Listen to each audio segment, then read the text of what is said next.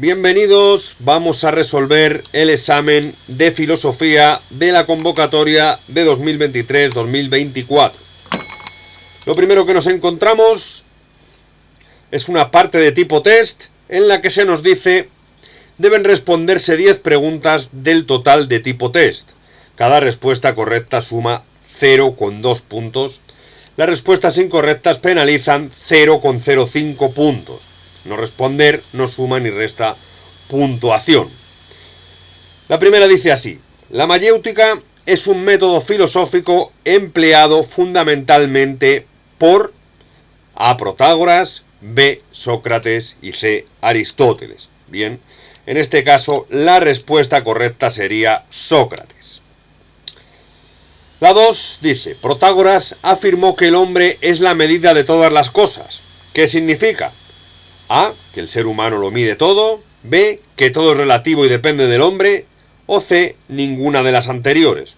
Bien, podemos marcar la B, que todo es relativo y depende del hombre. Protágoras, como sabemos, era un sofista y los sofistas eran relativistas. La 3, ¿quién fue el principal representante de la filosofía musulmana medieval? ¿Avicena, Averroes o Abenpace? Bien, podemos marcar la B, Averroes, que como sabemos es uno de los temas nuevos de este año. 4. ¿Quién escribió Guía de Perplejos? ¿Abenpace, B. Maimónides o C. Averroes? Pues bien, fue el pensador judío medieval Maimónides, también nuevo de este año. La 5 dice: Averroes fue considerado en la Edad Media, poner aquí, en la Edad Media, como el gran comentador de la obra de otro filósofo. Vamos a poner que fue de Aristóteles. Aristóteles es el pensador en el que se inspiraron la mayoría de los pensadores medievales, Platón y Aristóteles. En este caso, Averroes tomó como fundamento a Aristóteles. 6. ¿Cuáles son las vías de la demostración de la existencia de Dios según Tomás de Aquino? A. Movimiento, eficiencia, contingencia, grado de perfección, finalidad, nos dice la A. La B, no se puede demostrar, se adquiere por fe. Y la C, reposo, eficiencia, contingencia, grados de perfección, finalidad y eternidad. Bueno, en este caso sabemos que es la primera, pero también podemos tener en cuenta que sabemos que son 5 las vías, y en este caso también la única respuesta entre la A y la C que tiene 5 vías sería la A. Por tanto, es otra pista por la cual podemos resolver que es la A. En caso de que no las tuviéramos muy claras, por descarte en ese sentido lo podríamos sacar. 7. El yo cartesiano es A. La primera evidencia incuestionable al dudar. B. El fin al que conduce la experiencia. C. El medio de adquirir impresiones propias. Bueno, es la A, que al aplicar la duda metódica, Descartes llega a la conclusión de que de lo único que no puede dudar es de que él existe. Por tanto, el yo cartesiano es la primera evidencia incuestionable al dudar. 8. La tesis fundamental del empirismo cartesiano afirma que el conocimiento procede de la experiencia. B. Solo a través del yo puede deducirse la verdad. O C. Ninguna de las anteriores.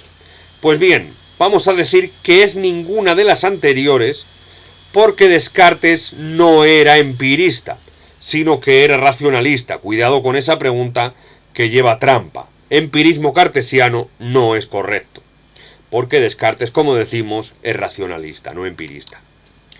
La 6. David Hume es racionalista, empirista, ninguna de las anteriores. Pues bien, en este caso, David Hume sí es empirista. Es decir, considera que el conocimiento, que la principal fuente de conocimiento son los sentidos y la experiencia. La 10 nos dice, según Hume, la idea de causa, no procede de ninguna impresión y no es más que un mecanismo de la mente del sujeto, nos dice la A. La B procede de una impresión que sucede a otra impresión. Y C, ninguna de las anteriores. Pues bien, vamos a marcar la A, porque Hume niega la causalidad, niega la causa. Y dice que esta no es más que un mecanismo de la mente del sujeto.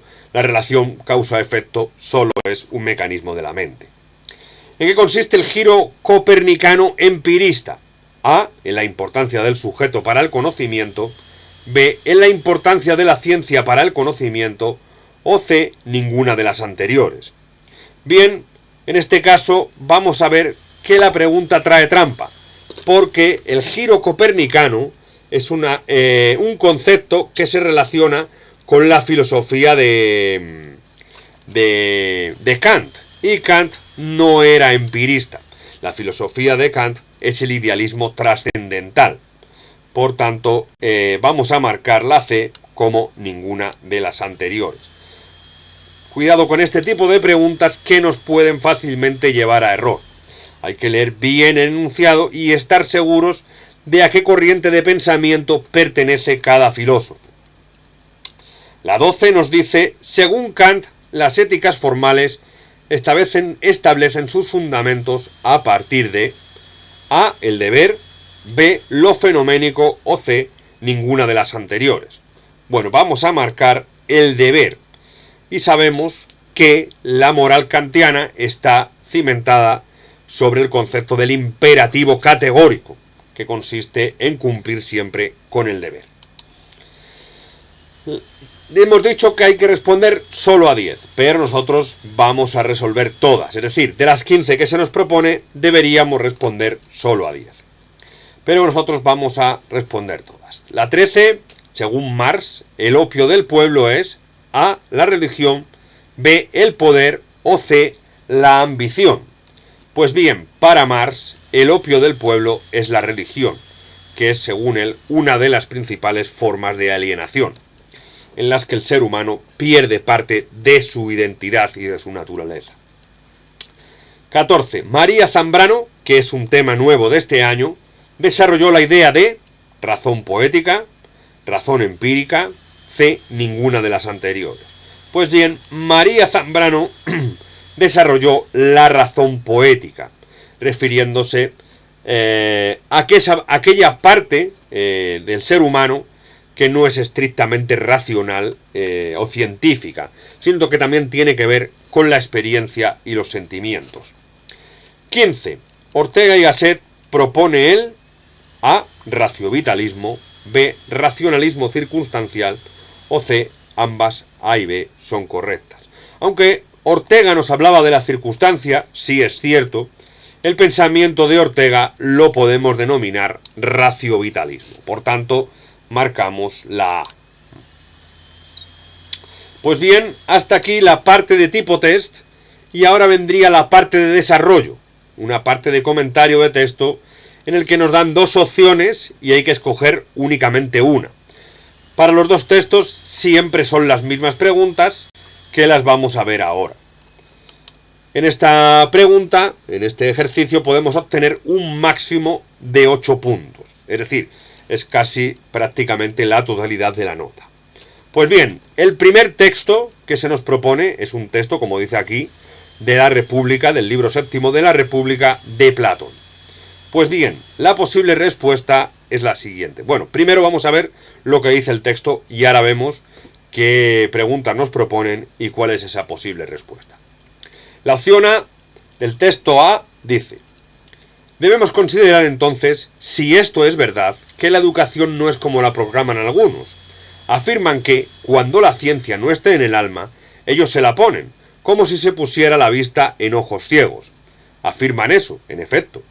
Pues bien, el presente argumento indica que el alma de cada uno hay el poder de aprender, que en el alma de cada uno hay el poder de aprender, y el órgano para ello, y que, así como el ojo no puede volver hacia la luz y dejar las tinieblas, sino gira todo el cuerpo, del mismo modo hay que volverse desde lo que tiene Génesis, con toda el alma, hasta que llegue a ser capaz de soportar la contemplación de lo que es y lo más luminoso de lo que es lo que llamamos el bien. ¿No es así? Platón, La República, libro séptimo. Pues bien, la primera pregunta que se nos plantea, que insisto, las preguntas sobre el texto son las mismas para ambas opciones, dice así: resume la idea o ideas principales del texto. 2 puntos en esta pregunta A. Pues bien, podemos responder de la siguiente manera. El problema filosófico principal que aborda el filósofo de la antigua Grecia, Platón, es el conocimiento, pero también la ética.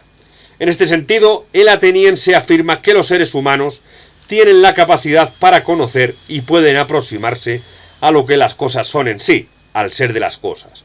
De este modo, al aproximarse a las cosas como son, se apreciará la más luminosa de todas, es decir, el bien. Así el alma del ser humano puede acceder a la idea suprema que es el bien. Pues bien, la pregunta B nos dice: relacione las ideas del texto con otra idea de la filosofía de su autor. Aquí podemos adquirir 3 puntos. En la anterior hemos visto que es una respuesta breve porque basta con identificar el problema filosófico general al que se refiere el texto y después exponer cuál es la tesis principal, idea o punto de vista que defiende el autor sobre el problema filosófico al que se refiere. Pues bien, en la B, relacionen las ideas del texto con otra idea de la filosofía de su autor, se pueden adquirir o conseguir hasta 3 puntos.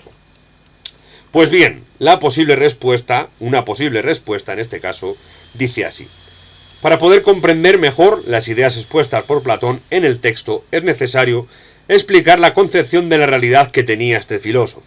Por un lado, el discípulo de Sócrates, que sabemos que Platón fue discípulo de Sócrates, tendrá una visión dual de la realidad, es decir, la divide en 2. Por un lado estaría el mundo inteligible o mundo de las ideas y por otro lado estaría el mundo sensible. El mundo inteligible es para Platón lo máximamente real, siendo este inmaterial. Este mundo de las ideas o hiperuráneo contiene todas las esencias de las cosas, las ideas o modelos de todas las cosas que existen. Las ideas son eternas, inmutables, incorruptibles y perfectas. Por el contrario, el mundo sensible es el mundo físico, material, que se puede percibir con los sentidos. Este mundo físico no es el mundo real, sino que es una copia del mundo inteligible, que es el mundo verdadero. Las cosas del mundo sensible son temporales, materiales, físicas, perecederas, cambiantes y corruptibles. Por ejemplo, en el mundo inteligible, en el mundo de las ideas, se encuentra la esencia o idea de árbol, y en el mundo sensible están todos los árboles físicos, cada uno diferente, pero todos participan de la idea de árbol. Según Platón, existe la figura de un creador llamado Demiurgo, que transforma la materia para crear los objetos del mundo inteligible, tomando como modelo las ideas del mundo inteligible. Perdón, para esto aquí diría sensible, esto aquí será es decir, crea los objetos del mundo sensible tomando como modelo las ideas del mundo inteligible. ¿Vale?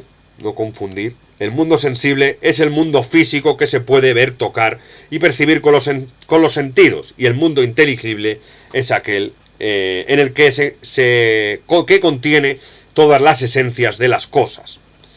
Del mismo modo, el ser humano también está concebido como una realidad dual. Está compuesto por alma y cuerpo. El alma pertenece al mundo inteligible y el cuerpo pertenece al mundo sensible. Claro, el mundo sensible es el mundo físico. El alma está atrapada de forma accidental en el cuerpo físico, pues pertenece al mundo de las ideas y debe regresar a él. Podemos decir que el alma está prisionera en el cuerpo.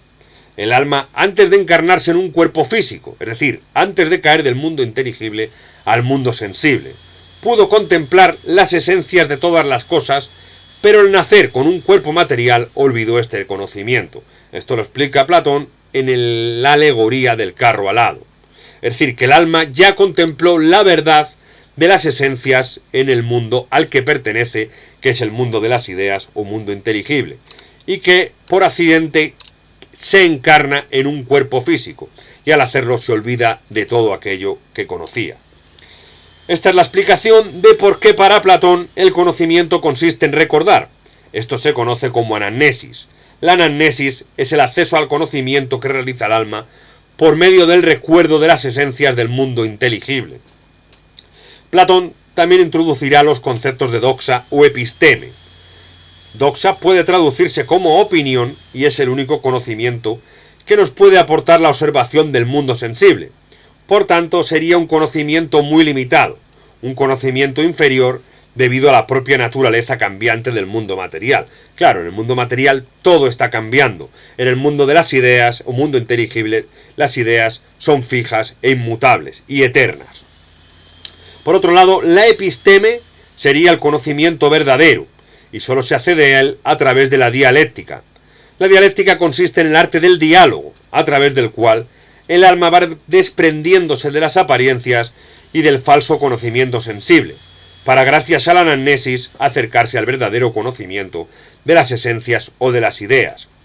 La idea suprema que puede conocer el alma, como vimos en el texto, es la idea de bien, y es la idea de la cual participan todas las demás. Es la idea, el bien que se mencionaba en el texto que se nos propone. Para que el alma pueda llevar a cabo este proceso de anamnesis, Platón propone la dialéctica. Por medio del diálogo, el alma va prescindiendo del conocimiento falso aportado por los sentidos, la doxa. Así, podrá ir accediendo progresivamente al conocimiento verdadero, a la episteme. En este sentido, para Platón, el alma será concebida como principio de conocimiento y puede dividirse en tres partes: racional, irascible y concupiscible. La parte racional será la más importante. Es la parte del alma que puede conocer la verdadera realidad y además es la encargada de gobernar a las otras dos partes.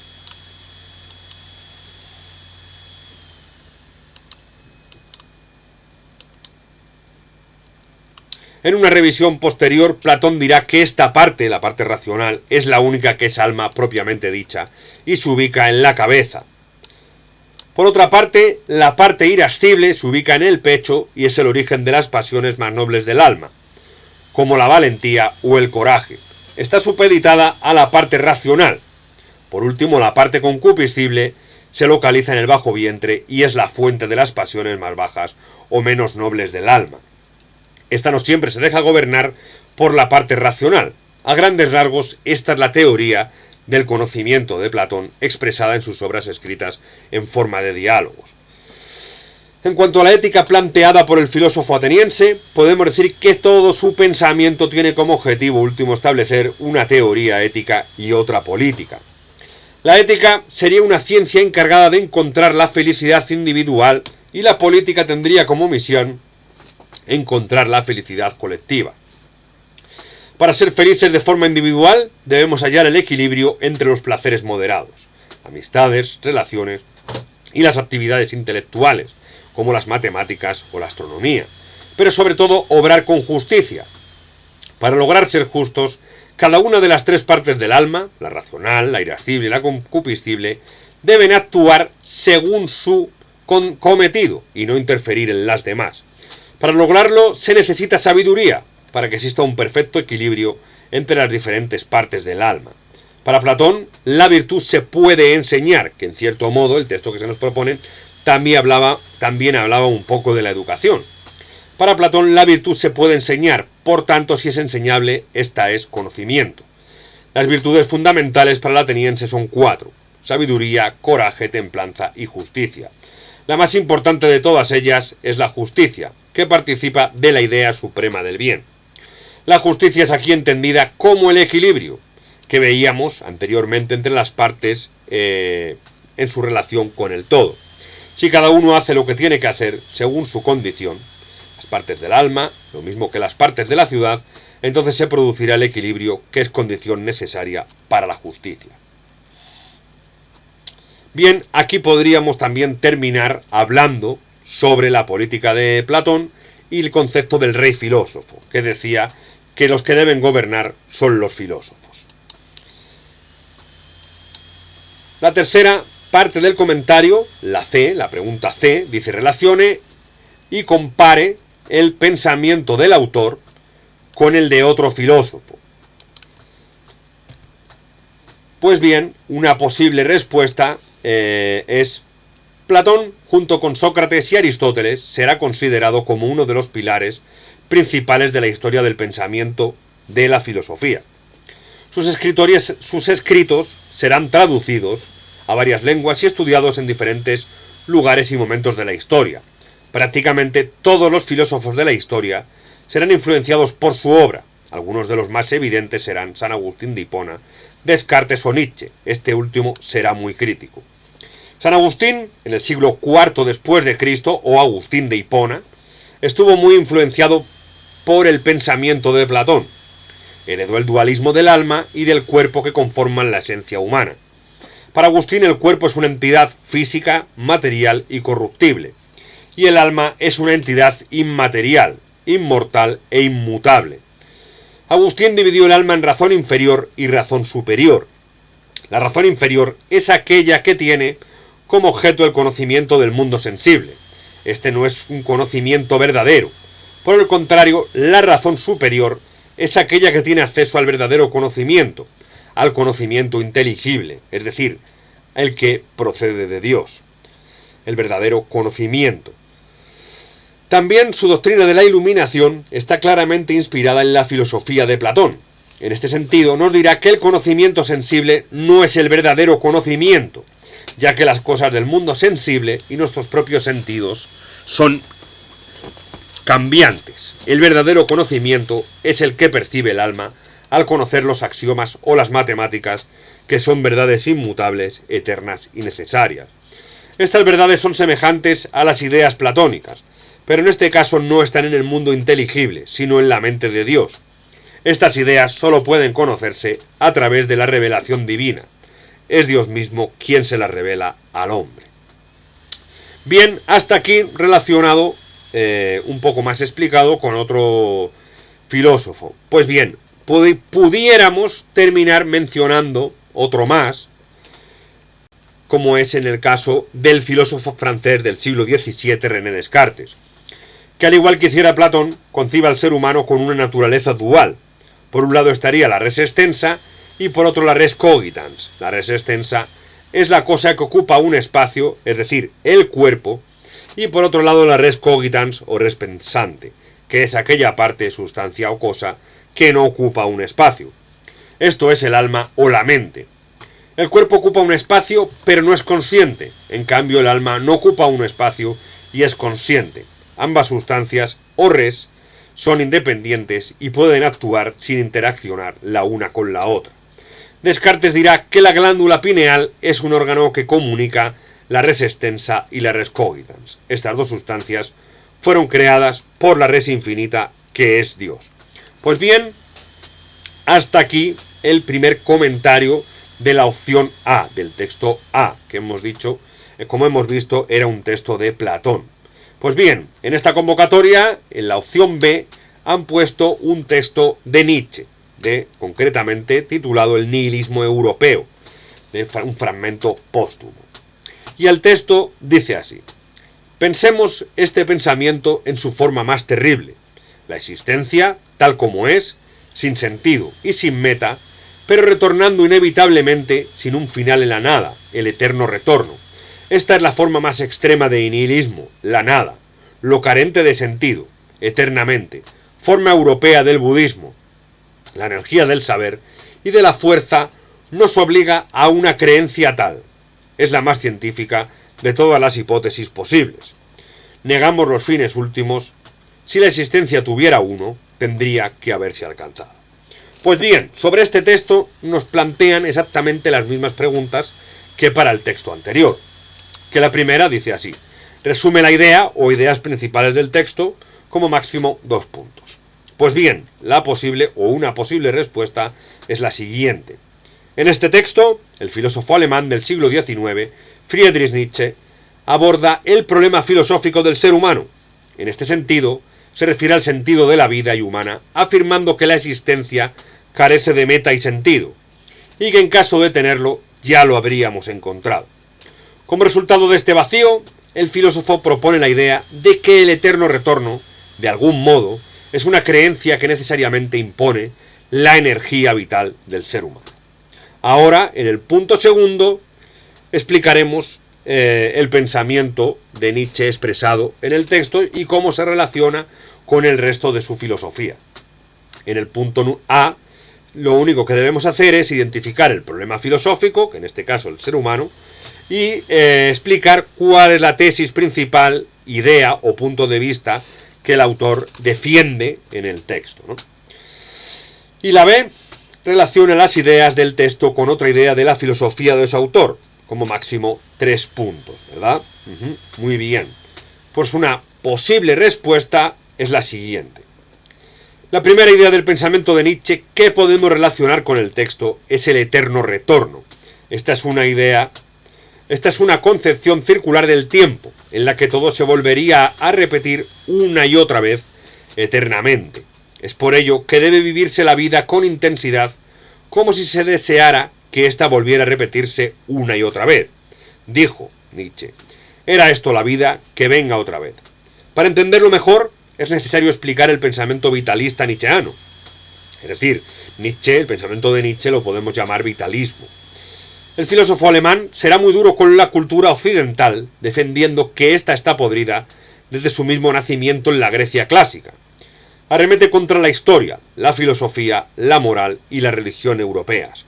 Para Nietzsche la vida, lo vivo, lo orgánico, es el valor supremo, y hay que aceptarla en toda su naturaleza tal y como ésta es. La vida es voluntad, voluntad de poder, y por ello se debe rechazar toda sumisión a la moral cristiana y a la tradición occidental. Friedrich dirá que el cristianismo y la tradición occidental desde Sócrates han negado uno de los aspectos fundamentales de nuestra existencia, nuestra parte biológica, el cuerpo.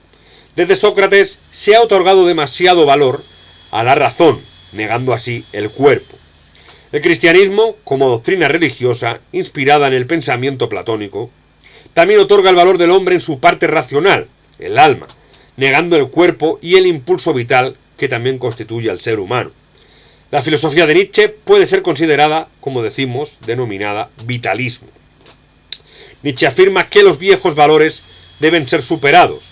Esto es a lo que se refiere con el término nihilismo, que aparece también en el texto propuesto en el examen también en un momento dado aparece el término nihilismo.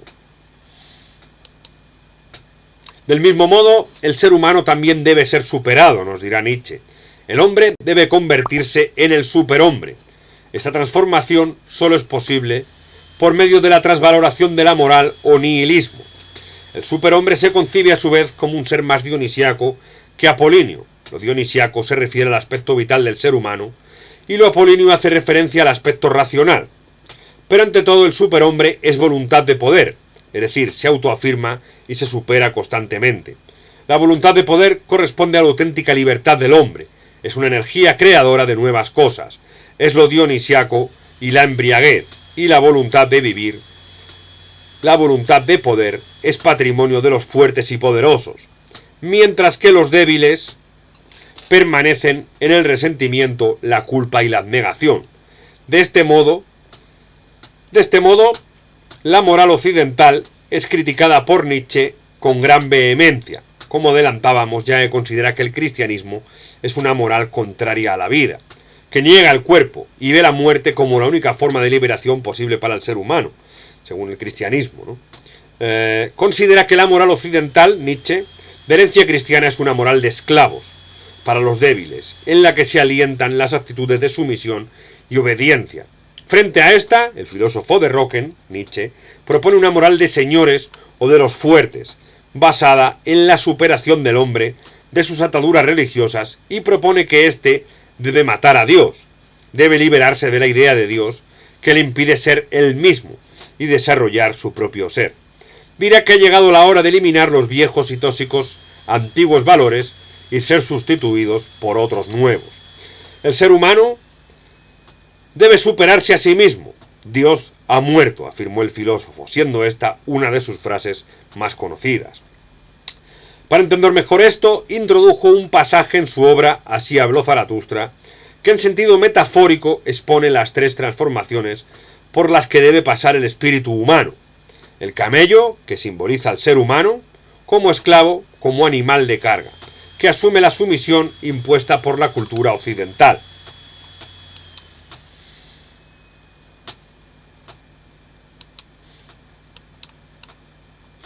Después, el león vendría a representar el hombre que se hace señor, al romper con sus ataduras y su carga, y en lugar de afirmar yo debo, afirma yo quiero.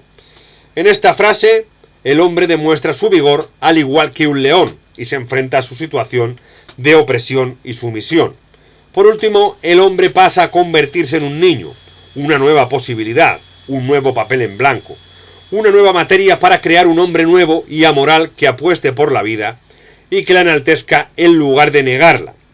En este sentido afirma, el hombre es una cuerda tendida entre la bestia y el superhombre. En torno al superhombre gira la mayor parte de la filosofía de Nietzsche. Para terminar, podemos mencionar la teoría del conocimiento de Nietzsche. En este asunto, se aleja de las concepciones tradicionales y racionalistas para abrazar un enfoque más dinámico y vitalista. Propone un enfoque radical que cuestiona las concepciones tradicionales de la verdad y la objetividad. Enfatiza la importancia de las emociones y los instintos en el proceso de conocimiento y sostiene que el conocimiento es una herramienta de poder que está intrínsecamente ligada a la voluntad de poder del individuo. Principio del formulario. Para el filósofo alemán, el conocimiento no es simplemente una actividad intelectual desligada de las emociones y las experiencias vitales, sino que está profundamente arraigado en la vida misma y en la voluntad de poder del individuo. En primer lugar, Nietzsche critica la noción de que el conocimiento objetivo y universalmente válido es posible. Considera que las ideas de verdad absoluta y objetividad son ilusiones creadas por la mente humana para dar sentido al mundo. En cambio, propone una idea perspectivista, donde el conocimiento está condicionado por las interpretaciones subjetivas y las experiencias individuales de cada persona. En otras palabras, no hay una única verdad, sino múltiples interpretaciones que dependen del punto de vista desde el cual se observa el mundo. Además, Nietzsche enfatiza la importancia de las pasiones, los instintos y las emociones en el proceso de conocimiento. Considera que la razón y la lógica son solo herramientas subordinadas a los impulsos más profundos del individuo.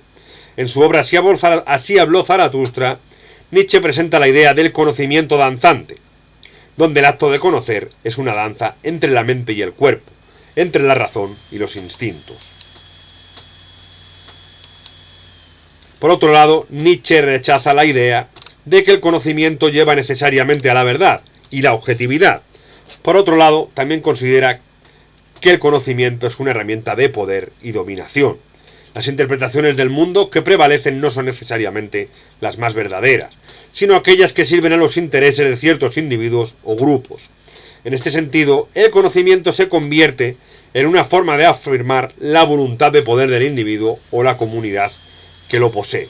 Pues bien, hasta aquí el desarrollo del segundo punto, que como vemos es el que más nos debería ocupar dentro de lo que es la parte de desarrollo. De la opción B, la pregunta C dice, relacione y compare, vamos a poner y compare el pensamiento del autor con otro filósofo. Como hemos visto, Nietzsche será muy duro con la cultura occidental, decíamos antes, defendiendo que está podrida desde su nacimiento en la antigua Grecia, desde Sócrates y Platón, pues afirma que estos negaron una de las partes más importantes que constituyen al ser humano, el cuerpo, la parte vital biológica. Por ello arremete contra la historia, la filosofía, la moral y la religión europeas. La crítica que hace de la religión católica se basa en que esta es una reinterpretación del pensamiento platónico, adaptándola a la doctrina cristiana, sobre todo la realizada por el filósofo medieval San Agustín de Hipona. Tanto los platónicos como los cristianos niegan el cuerpo y desprecian la vida. En cambio, Nietzsche desarrollará, como vimos, una filosofía vitalista, contraria a esa visión racionalista tradicional. También arremete contra los científicos y la ciencia. Esta crítica se enfoca afirmando que estos tienden hacia una extrema racionalización o cuantificación de la realidad, Para la ciencia todo tiene que ser cuantificable, medible, matematizable, mientras que para Nietzsche los fenómenos de la naturaleza están llenos de matices, que por su naturaleza no pueden ser medidos o cuantificados, y por ello se escapan al saber científico. Por último, también se enfrenta con toda la historia de la filosofía. Nietzsche concibe la realidad como algo cambiante. Esto se enlaza con Heráclito, el presocrático Heráclito, que decía que todo estaba en continuo cambio, que no te podías bañar 2 veces en el mismo río. Este pensamiento entra en conflicto con los racionalistas. Los primeros racionalistas fueron Parménides y Platón. Parménides, el presocrático, para cual su arjé era el ser.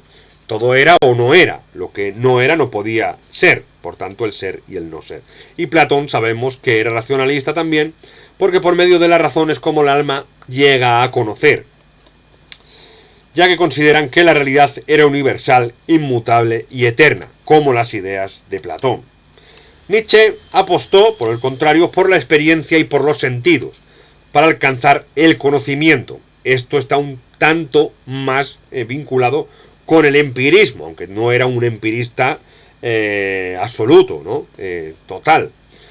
Pues consideraba que la razón era demasiado analítica y que encajonaba o acotaba demasiado las infinitas manifestaciones de la realidad. Frente a la extrema conceptualización de los racionalistas, propuso como alternativa la metáfora, ya que esta no es limitante, sino que respeta la pluralidad del ser. Pues bien, otro filósofo con el que podríamos terminar o mencionar también es Ortega y Gasset. El concepto de racio-vitalismo se relaciona como es una especie de conciliación entre el racionalismo de los racionalistas tipo Descartes, Platón y el vitalismo nietzscheano, en cierto sentido. Y también el perspectivismo fue introducido por Nietzsche, y Ortega también, en cierto modo, también es perspectivista. Hasta aquí la resolución del examen de filosofía de la convocatoria de 2023-2024. Gracias por ver el vídeo y suscríbete para estar atento al resto de resoluciones de exámenes oficiales. Un placer.